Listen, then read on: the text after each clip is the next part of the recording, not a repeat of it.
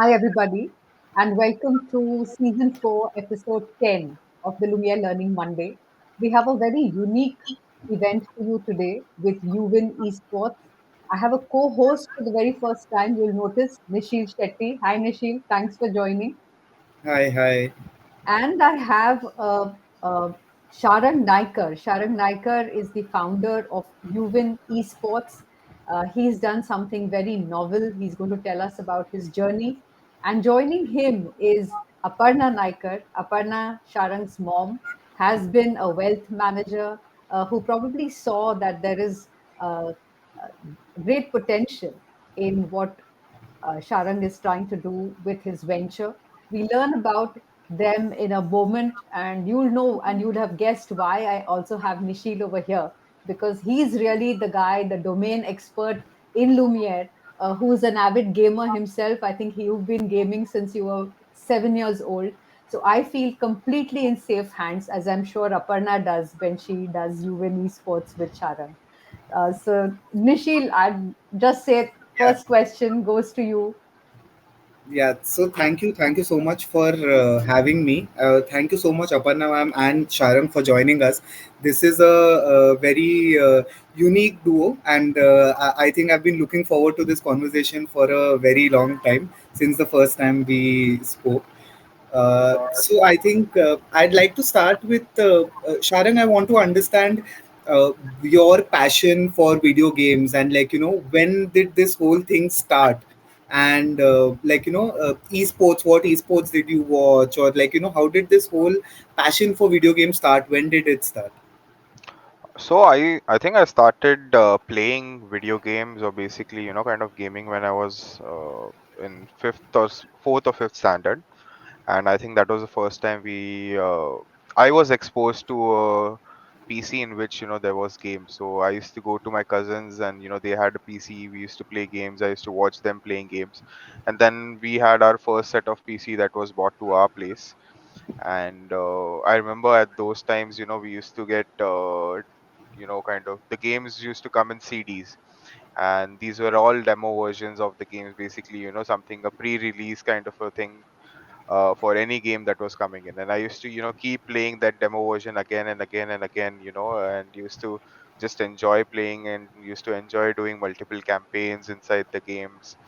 And then I started kind of playing story mode kind of a games, which kind of I mean, one of the foundations of the whole gaming industry was built on one of the games called Age of Empires. So everyone who's been gaming has had a taste of it, or at least had a glimpse of what that game is all about. So it kind of first thing was that it pushed me towards understanding history a lot, Hmm. and truly understanding the way the whole game was made was through the campaigns. There was stories about each and every not freedom fighter, but each and every warrior or a king or something like that. So it interested me a lot, and that's how the whole gaming thing started for me. I started playing games which had a storyline, an arc, which not just gave me entertainment but also gave me a sense of what actually the whole thing is about, and what is our past, and how have we come over here.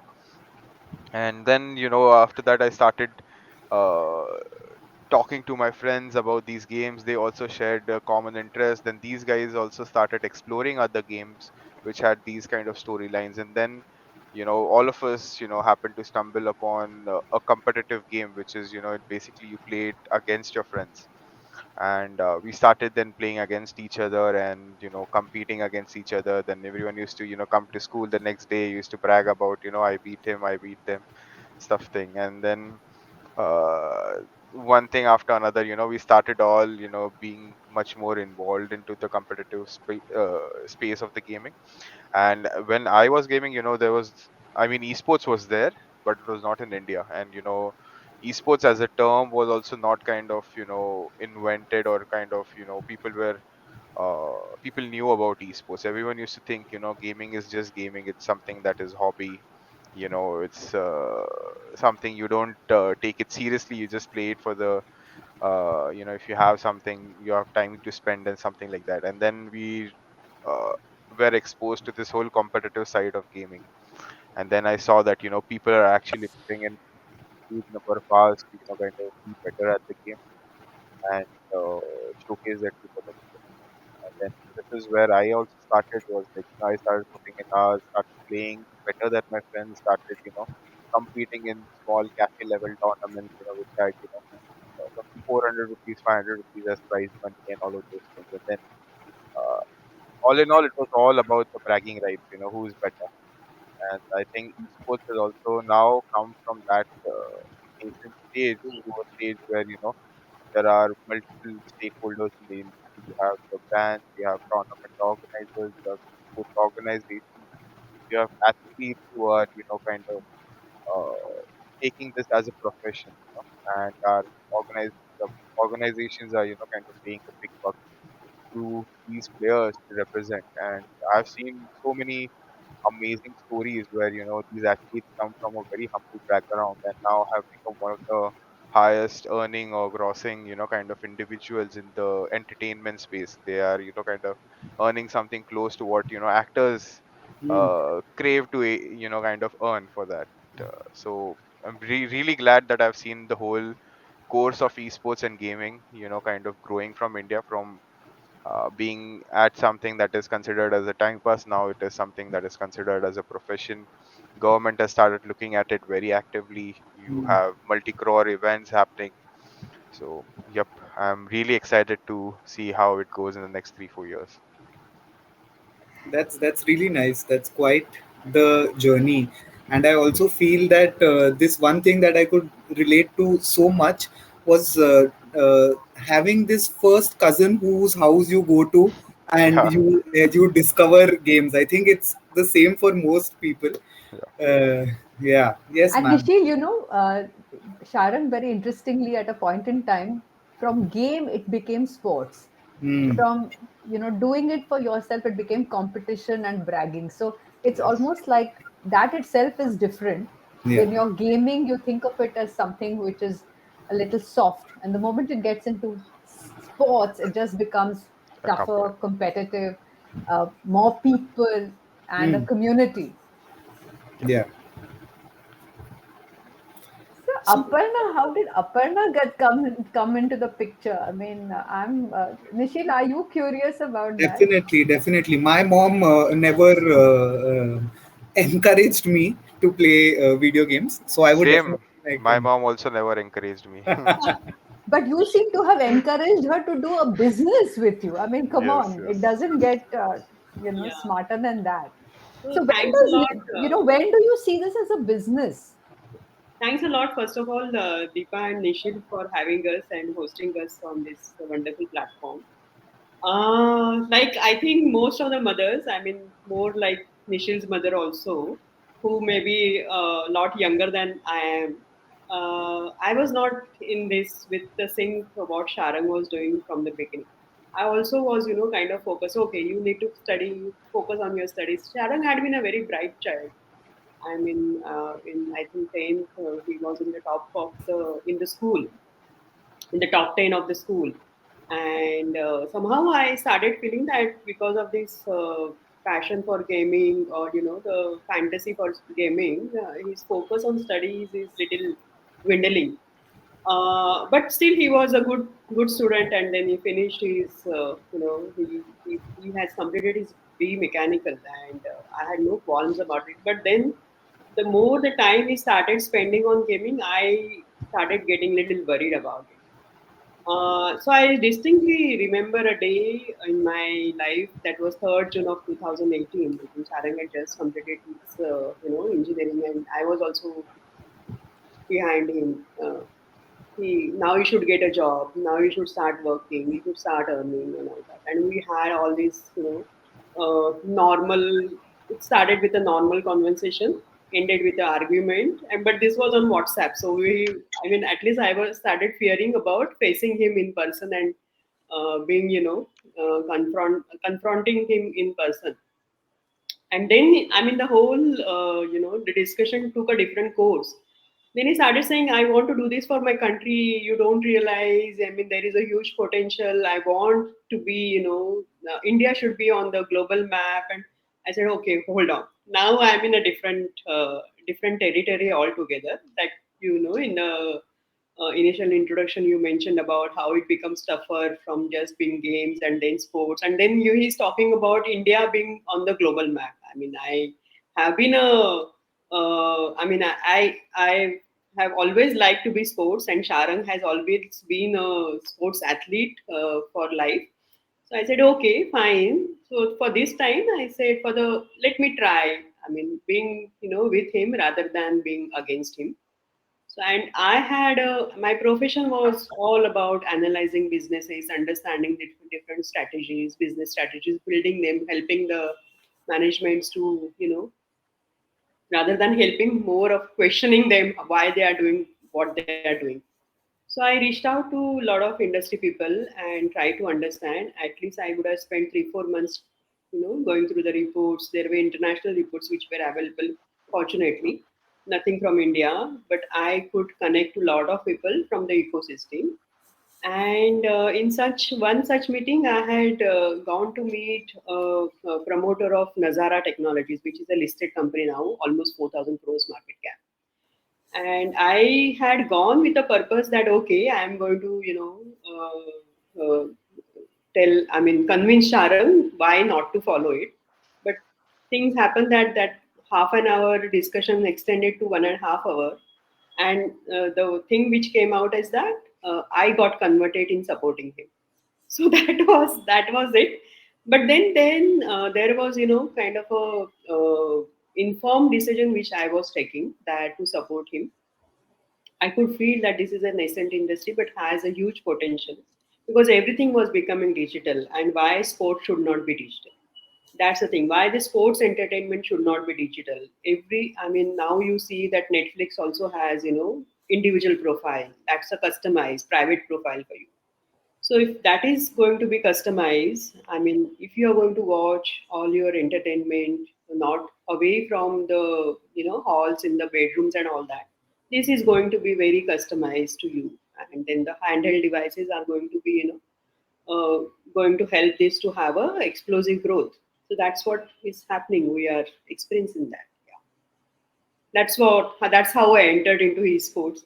And then from 2018, the company was incorporated as private limited company, Esports, and here we are.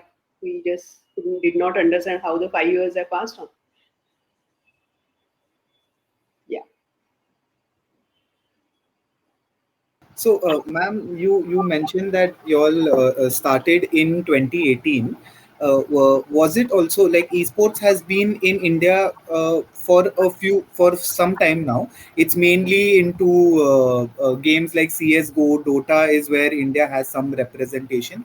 Was it also the move to the mobile industry and mobile gaming becoming such a big thing that you all started you all wanted to initiate a company and get into this movement? Because I think after BGMI or PUBG mobile came out, the whole gaming or esports in India got a huge boost.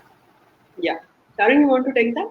Yeah, so I think the PC gaming was still growing till 2020, and 2020 is 2019 and 2020 is the time where we saw a rise of mobile games. Hmm. It had a great scope. We had amazing viewership, no doubt, but then the number of tournaments that were happening for the PC gaming was still much more than what was happening for mobile. Hmm. And for us, registering and building the whole company, understanding being part of mobile gaming industry was a very crucial kind of a decision factor. And we knew that the what at that time Tencent was the one who was handling the publishing duties for PUBG. And we knew that Tencent was a very big company and had invested into multiple game titles and publishers and developers, and was trying to build a very strong global ecosystem for esports. So we thought that this is the right move to do. Is first you kind of formalize and register everything, start functioning in a way that you would want an organization to function. So we started having conversation with international founders, started understanding what are the things, the way that they run the company. We started fixing our contracts so that the players kind of respect the contract. The at that point, we had a lot of poaching, kind of issues that were, plaguing the industry. There was nothing, there was no formalized structure. I started having conversations with all of these, industry leaders in the country as well. And we had to then, start working in a way that, would that I would have expected, an international competitor or a person coming into the space. And that's how the whole decision making was. And then, of course, we didn't think that mobile might become so big in India. We were still expecting that, it might take a couple of years for mobile to become big. But I think in 2020 and 2021, with COVID and everything happening, the gaming industry, BGMI, sorry, PUBG Mobile, went crazy with terms of viewership. Then you had other games like Free Fire also coming in, which also created a massive viewership. I mean, I was not expecting the way the whole, scenario would develop in such a short span of time in such a crazy speed. So I was always with the mindset that okay, it might take 3 years, because PC gaming took that many years to kind of establish itself. But then biggest advantage that mobile esports has is the ease of accessibility. You can literally play from anywhere.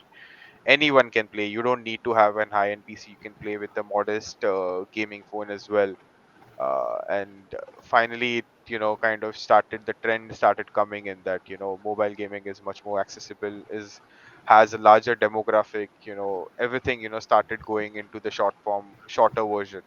The video content space started moving into a shorter format. The games also becoming started becoming shorter duration. Even cricket we saw from coming to ODI or 50 over ODI, coming to everyone's now hooked on to T20, and now people are started doing T10s and everything. So that's how the whole thing is, and has been a amazing journey. Like I said, we are still learning every day.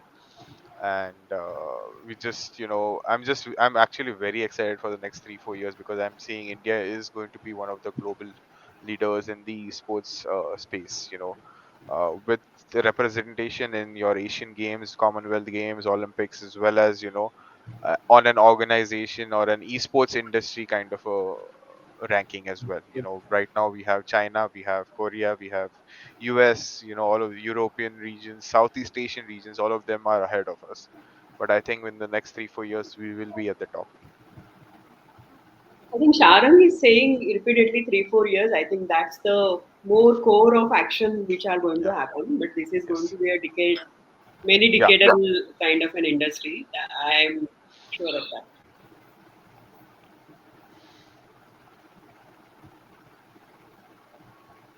When you were talking about being on the same side, and clearly very different skill sets, and I can see a lot of mutual respect. What kind of pushbacks do you give each other? What kind of daily uh, working, how do you move the agenda of you in esports forward, uh, without being afraid of tripping on each other's toes or hiding behind the mobile and having like face-to-face conversations? Is it very virtual, your differences, or do they get real? I mean, tell us a little bit about No, no. what's the We have dynamic. a lot of differences. I mean, there has to be a resistance to every decision that is to be made, because every resistance, kind of refines the decision making as well.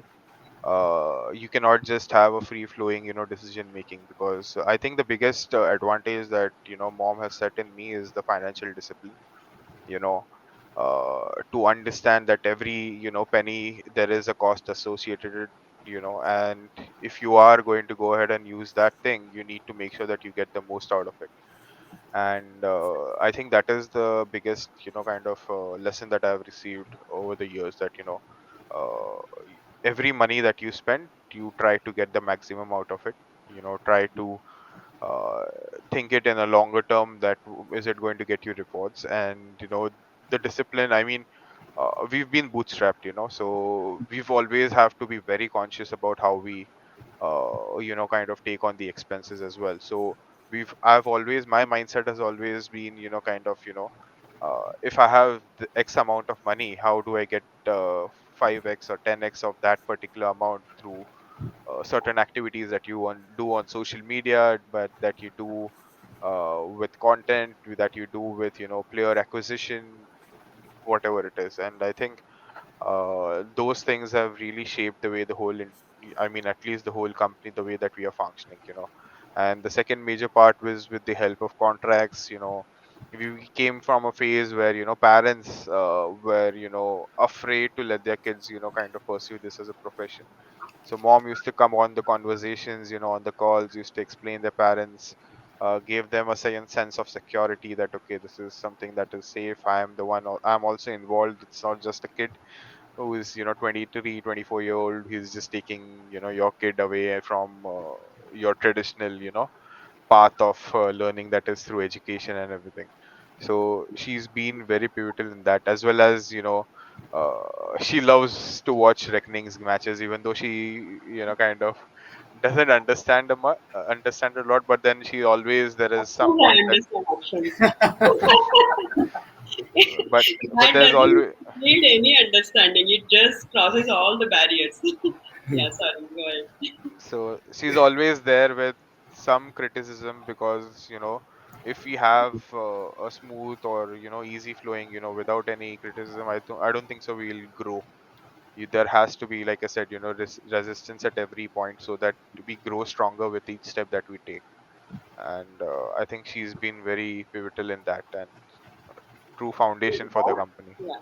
So what I brought to from my learnings or my from profession and I think I brought a most crucial part of budgeting. So everything, I mean, even if it is a small tournament, the players have to fly from Mumbai to some other location. I will always ask for a budget. So what is the budget? What is the budget? So it actually puts in a discipline Hmm. and also helps to visualize ki what is that we are spending, what is that we are going to earn out of this. And I always have, I'm really happy to see that this DNA, I mean, DNA would have been always there, but this I could ingrain in Sharan that every penny saved is penny earned. I mean, he believes in that. I mean, just think about it. 5, 6 years back, Sharon was only 22, 23 years old. And I mean, we are not coming from a family who had, sorry, we are actually coming from a family who had always had businesses. This was the only my generation, like me and his father, don't have any business. Our ancestors always had businesses. So maybe it was little easier decision to help him build see a business. And another thought which had always crossed my mind: if you have to take a risk in life, take it at the younger age. That's the most kind of thing. Even if you fail, even things go haywire, you still have time on your side to correct, your mode, uh, come back on the mainstream or anything like that.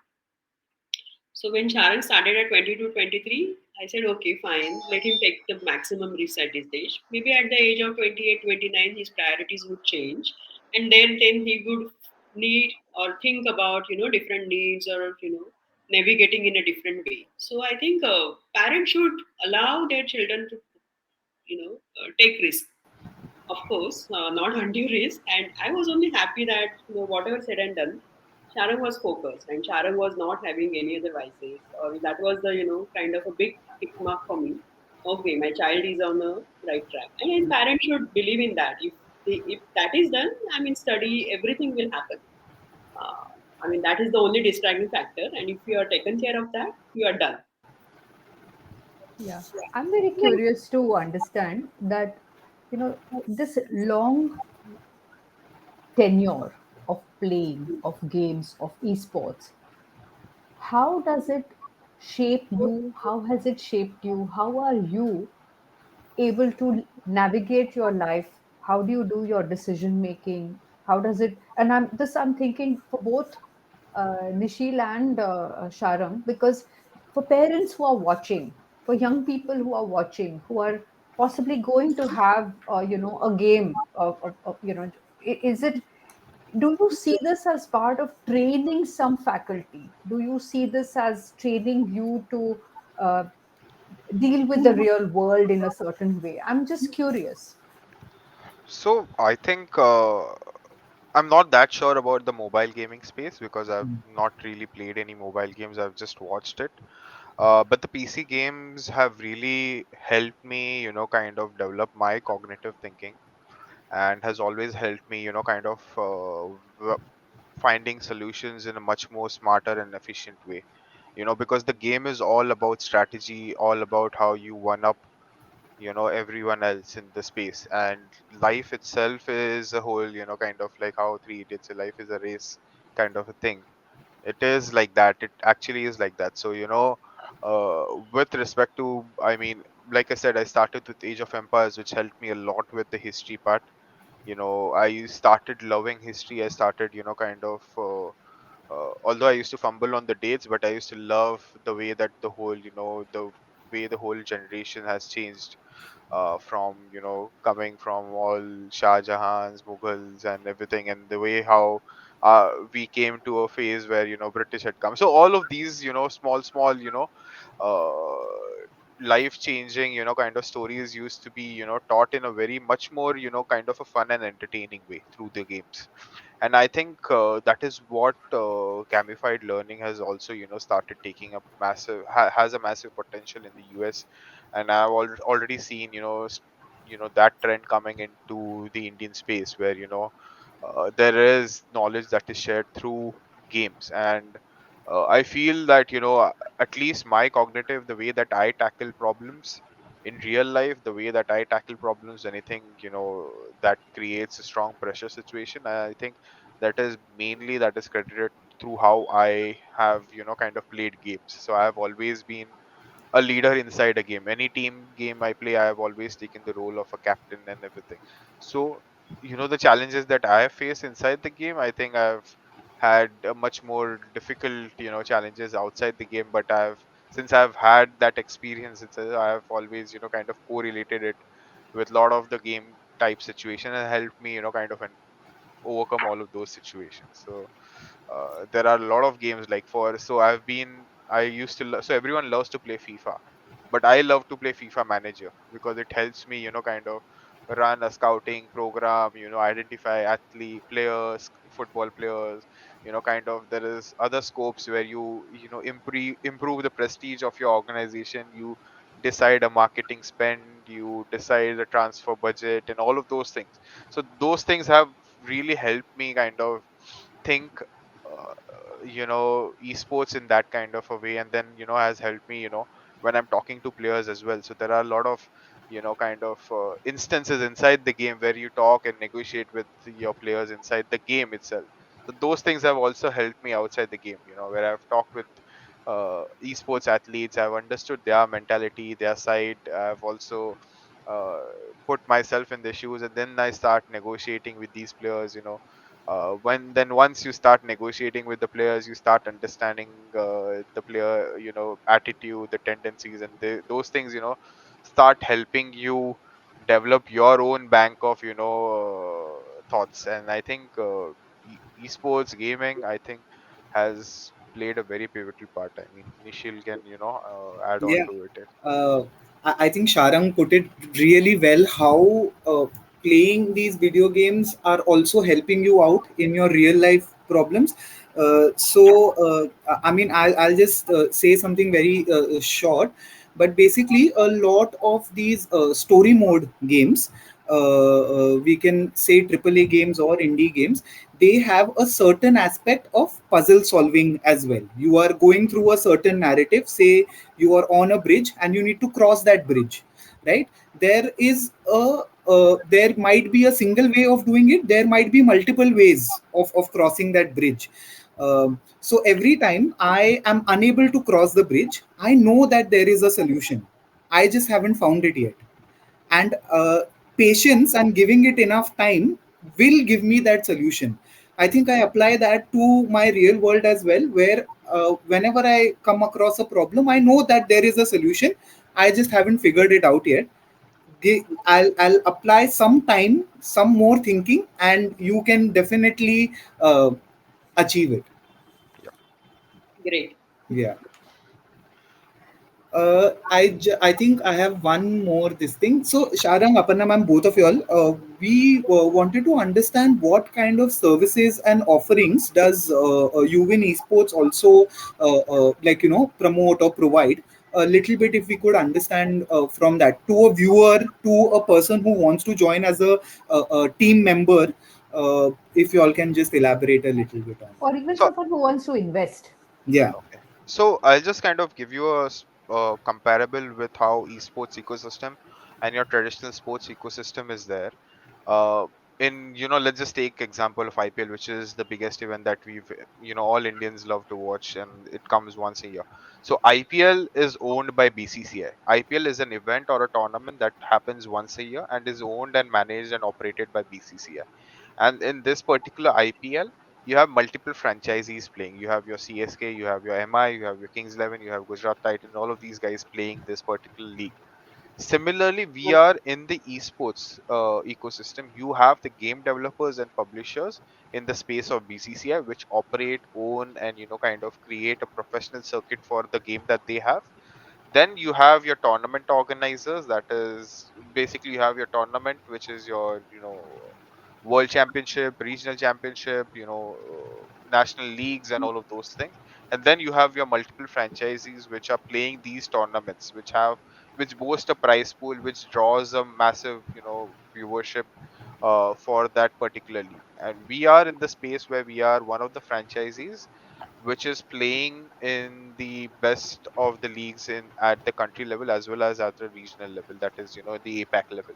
And we are one of the top 5 esports organizations in the country.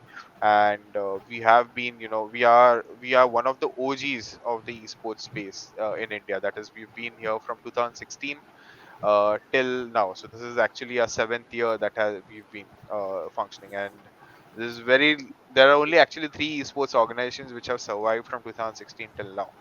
And we are always on the hunt towards identifying newer talent. And we are always with the mindset that we want to kind of improve our talent pool, kind of groom them, train them, and transform them into a championship caliber kind of players who might in future go ahead and represent our brand in these high tier tournaments. And then of course will be awarded with a contract which kind of gives them a stable monthly salary, which that is something that they can show it at home, that I'm doing something that is not just a pastime, that is not something that is I'm kind of throwing away my life. It's something that is generating me some kind of revenue which is going to help maybe on him or on a personal level, or him or his family or something else. So we are in that space where we are building teams for multiple games that are being played competitively. So you all Just to build add to, yeah, teams. yeah.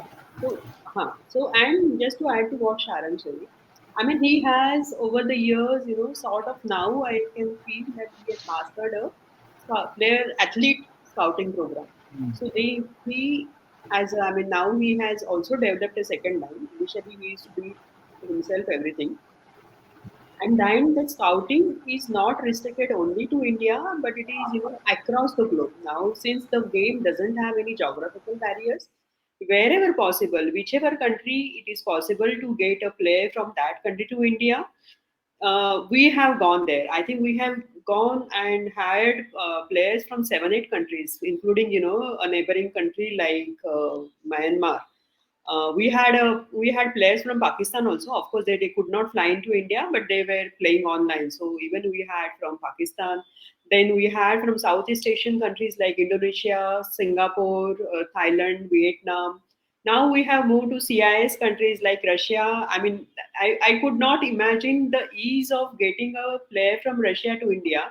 That I always thought it could be difficult. And then in the times when the after the Ukraine war and Ukraine Russia war had erupted, after a few months, I mean this January or February, we got players from Russia. I was not hopeful at all. I mean, but then we said, okay, let's give it a try. And to my and everybody else's surprise, it took shortest time without a single hassle. The players could come. The Philippines is, on the contrary, a very difficult country. We have faced thrice that the player has come to the airport and he was rejected to board on the flight. I mean, then we have said, okay, now we are going to, sort of take Philippines out of our scouting program. But that's what Sharang has done. I mean, he has that understanding which are those regions where you have a better breed of athletes and that you bring to India.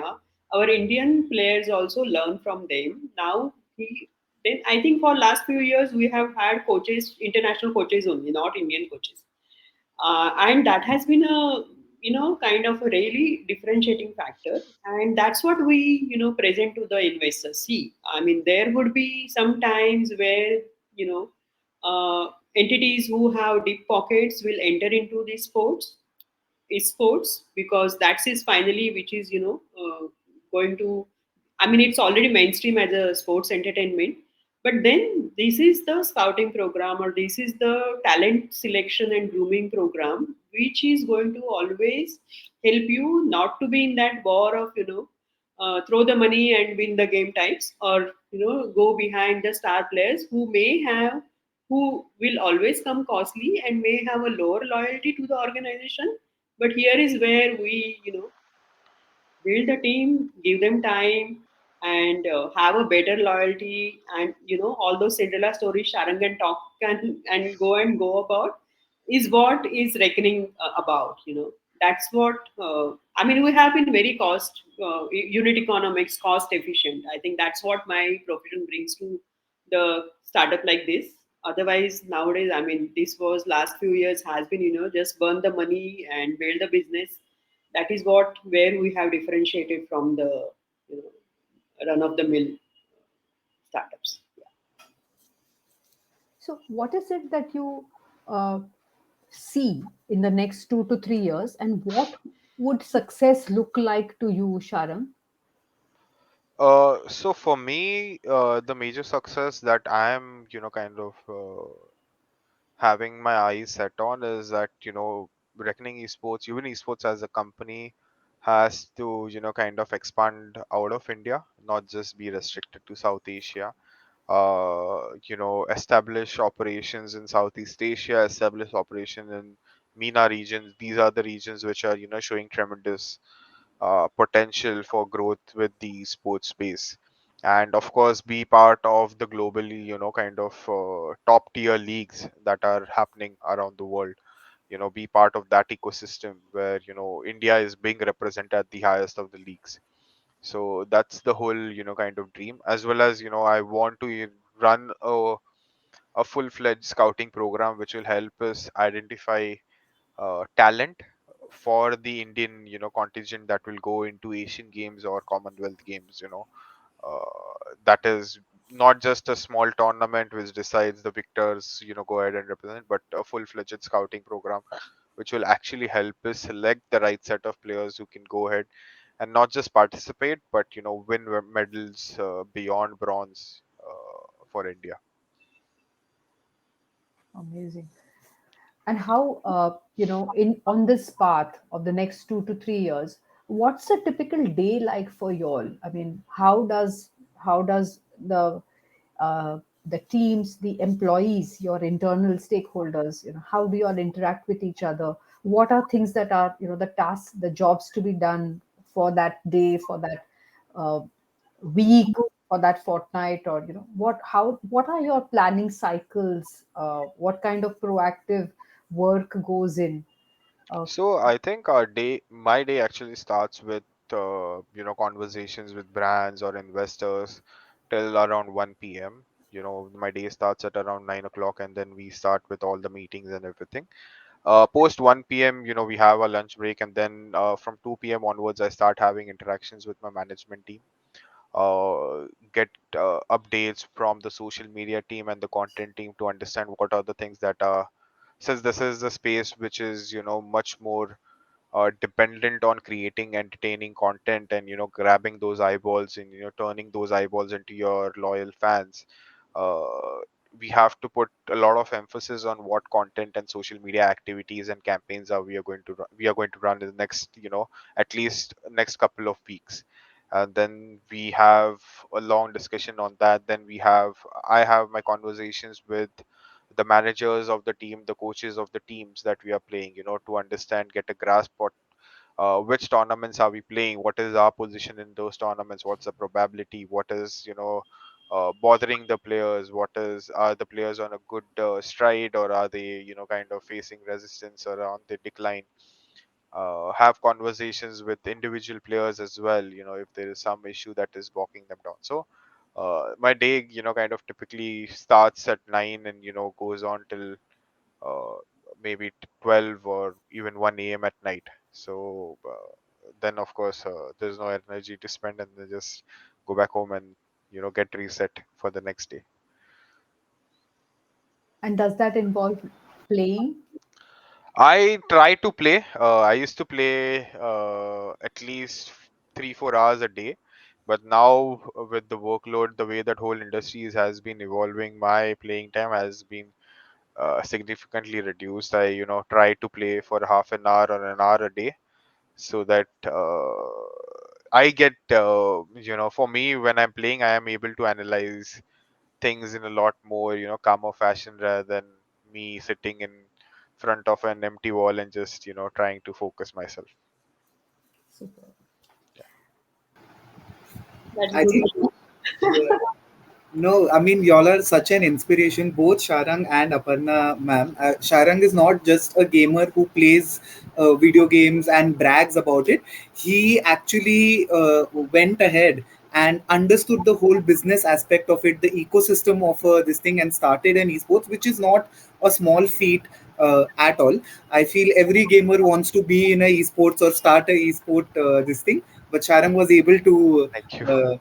do that, and Aparna ma'am to support him and understand the whole economics or the business aspect to this. And I just think it's beautiful, your relationship also, and how you all have created you in esports. Thank you so Nishil, much. he has practiced his scouting talent by starting at home. He says, Yeah.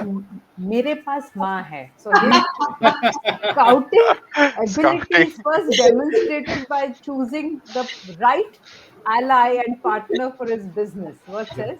I'm Yes, sure yes. whenever Sharang is talking to investor and they ask this question, what is the differentiating factor? The first thought must be crossing mere paas maa hai. And that's such a powerful statement also to make, Yes. right? I mean, Our episode should be called that. मेरे पास माँ है. nice.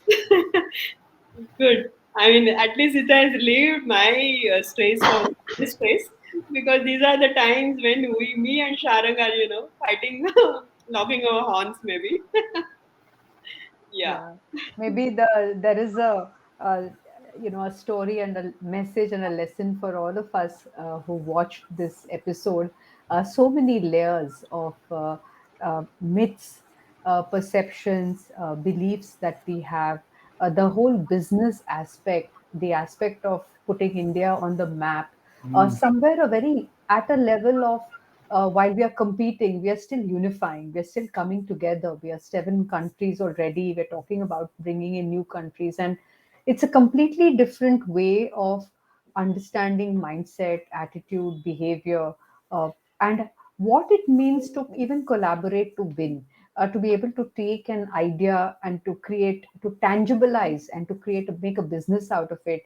Uh, I heard words like uh, focus and discipline, uh, calm, being able to strategize. So, head and heart driving intuition and pushing the agenda around this very fascinating, very new and nascent industry of esports. And look at the name they've chosen, You Win. Yeah, it's not talking, it's not saying I win, it's saying you win. Very interesting. And by the way, And Yuvin, yeah, Yuvin in Sanskrit, it's a Sanskrit word. It means leader. So you have multiple plays on that. Being the leader, you are winning. Kind of a lot of wordplay with the name that we've chosen. Thank you so much. I know we busted time. We This was meant to be a shorter episode. Games have our learning Mondays came down from 1.5 hours to, and we thought we should do this as a 15-minute short event, but we probably got three plays of 15 minutes already with Yes. 45 minutes mark. Thank you, Aparna. Thank you. Thank you, Sharang. Nishil, thanks for being a great buddy and a co-host. Yeah, Thank you. Thank you legends for all. having us. Yes, Thank you for Good legends luck. having all. us. Yeah, thank you. Take We'll care. Thank be you. watching this space. Yes. Yes. Yes.